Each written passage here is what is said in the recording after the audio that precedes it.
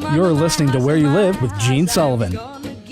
Welcome back. This is Where You Live. I'm Gene Sullivan, broadcasting from the True North Painting Studios. The show is brought to you by American Family Insurance, the Kim Bennett Agency, and Extreme Exteriors. You can count on Extreme Exteriors for expert installation of exterior siding, roofing, soffits, fascia, decks, windows, and more.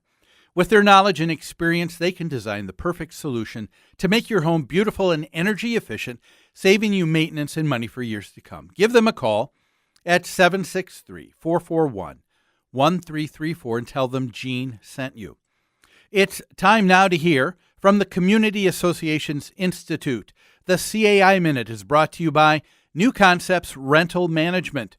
Whether you're an accidental landlord or a seasoned investor, New Concepts Rental Management can advise and guide you through every aspect of the business. Give us a call at 952-922-2500. Are you a member of the Community Associations Institute? For nearly 40 years, CAI has provided education and resources to volunteer homeowners who govern community associations and the professionals who support them. Visit caionline.org to learn more. That address again is caionline.org. CAI helps community association board members by providing online resources, in-person training, and hard copy publications written by association management experts. CAI offers community managers professional development, networking opportunities, and a certification program that's established as the industry standard nationwide. Minnesota has its own chapter of the Community Associations Institute to bring resources and tools from community associations around the country right to your home. Visit CAIMN.com to learn more and become a member of CAI today. Your community and management company will benefit from your involvement. Join the Community Associations Institute today at CAIMN.com and click on Membership. We're talking about Minnesota House File 1941 that's dealing with foreclosures in the state of Minnesota. We have a number of legislators who feel that a kinder, more gentler foreclosure process needs to take place, and I guess that would mean mediation. And we're talking today with attorney Michael Clem. And Michael, with this particular bill, would it not essentially add time to this entire foreclosure process that's already in place? Yes, it would, because the mediation would need to be completed at the beginning of the process. In addition, if the mediator makes a determination that the foreclosing entity did not participate in good faith, then all steps in the foreclosure process to that point are automatically void once the appropriate documentation is filed to evidence that, and the foreclosing entity cannot start over for another year. That could be very troubling, because that could be a very subjective thing to say, well, we don't think you participated in quote unquote good faith. You know, Gene, the language that concerns me most in the definition of good faith is a requirement, or rather the explanation of what is a lack of good faith is the point fails to provide a reasonable explanation for not agreeing to loss mitigation. So that really would be in the eye of the mediator whether the foreclosing entity's explanation or the association's explanation for not agreeing to modify the debt is reasonable or not. Well, let's get back to this time a period here that's going to be required.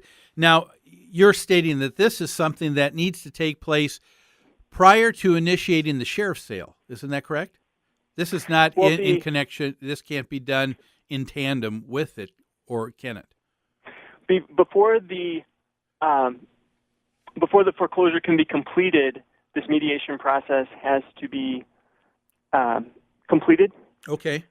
So some parts of the process may be able to be run concurrently, but the mediation requirement certainly could delay or extend the process. Okay. And we're talking about, when you read the bill, House File 41 here, 1941, it's talking about waiting at least 45 days before you begin, and then you have to wait up to another 2 weeks, another 14 days before the state gets back to even respond. So there's 2 months. And the mediator also can extend the date or require a second mediation hearing. Yeah. which would take more scheduling time. Yeah. If this ends up taking more time before the foreclosure can be completed, explain for our listeners, what is that going to mean to an HOA financially? Yeah, if the association is foreclosing its lien for assessments, unpaid assessments, the longer this process drags out, the longer it takes for the association to either be paid through the foreclosure process or at least to get someone else in the home who will keep up with their obligations to the association. Yeah. And ultimately that cost then, the money that is not paid by the owner in default has to be made up by the other owners. Yeah. And what's really troubling is that this is for people who may not understand when they hear the word foreclosure. It's a different process than when the city forecloses, for example, because of someone not paying property taxes. In that particular case, the owner or the new owner who's going to be picking up the property, one of their first requirements is to make good on all unpaid taxes so that the city or county is made whole. That's not the case with a homeowners association. What percentage of the money in a foreclosure do you think is uncollectible on average when an HOA decides that it's necessary to foreclose? Yeah, it's hard to give an estimate of that, but certainly in many cases, the homeowners association will not be made whole, especially if the property is underwater, which is still the case in many situations. If there's a first mortgage that's for a greater amount than the property is worth, the association's foreclosure process will have the result of moving that delinquent owner out at the end of the process and someone else coming in who will pay the assessments, but the association's foreclosure will not be recouping money. In fact, it'll be money out of pocket. Yeah. And then that is something that ends up falling on the shoulders of a lot of other homeowners in the association. That's right. And one of the things that I don't think is, this is just my, own thinking on this, is that people don't understand what that is going to do to the average homeowner. People I have found in my 27 years of being in this industry of providing management for HOAs, a lot of people buy a home in an HOA because it's very cost effective. It is, and we're talking about people who have a lot of them fixed incomes. And boy, it is a hard thing to try and raise the homeowner association assessment up 1 or 2% cost of living a year, let alone now because you have a number of people who aren't paying because the property is going into foreclosure.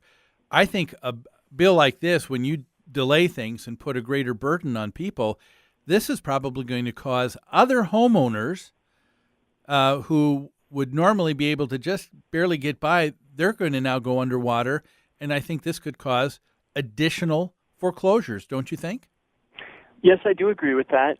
Also, even if it doesn't cause additional foreclosures, there's just the increased cost that the association will face, either in foreclosing an association lien or in simply preserving its lien if a mortgage is foreclosed, because the association will have to participate in the process, and be there to speak up and keep its lien in place.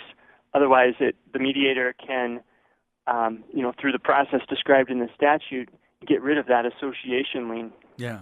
Well, let's talk a little bit further now. You mentioned and hit this a little bit. The bill does go into great lengths talking about the importance of the foreclosing entity in participating in this goodwill. And let's talk about that further and just some of the additional requirements that are going to be put upon someone who would want to foreclose an HOA. One of those to me is this probably isn't a big issue. Providing a single point of contact, I think most associations probably do a pretty good job with that. But one is this idea that they will fail to provide a reasonable explanation as to why you don't want to agree to loss mitigation or a repayment plan. Can you tell our listeners, why would an HOA take a look at this and say, I don't think it's in our best interest to go with a repayment plan? In some cases, it might be a situation where the owner has refused to comply with payment plans in the past or failed to perform. I guess I'd like to look more at the underlying legal principles just a little bit. In regard to a mortgage, the mortgage is a security instrument that gives the mortgage holder some rights if the borrower doesn't keep their promise to repay what they borrowed together with the interest. And the association's lien is based on the contract under the declaration between the association and the owner, where the owner agrees to pay its share towards the services and other benefits that they receive from the association.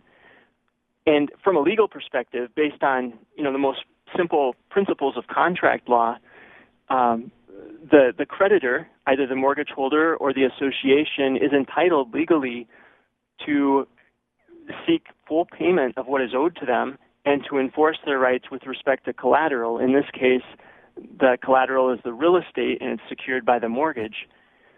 So the philosophy of this bill essentially turns that on its head and seems to have the premise that the creditor should cut some slack to the debtor. And I agree that that's a great thing if the creditor chooses to do that, but from a legal perspective, they're not obligated to. Under Minnesota law, this bill essentially is an attempt to change that, to say that there has to be a reasonable explanation for not giving the debtor a break. Well, let's talk about that a little bit further, but we need to take another break, so let's do that.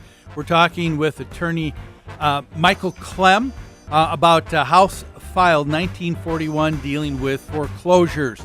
We need to take a break. Don't go away. A lot more where you live after these messages.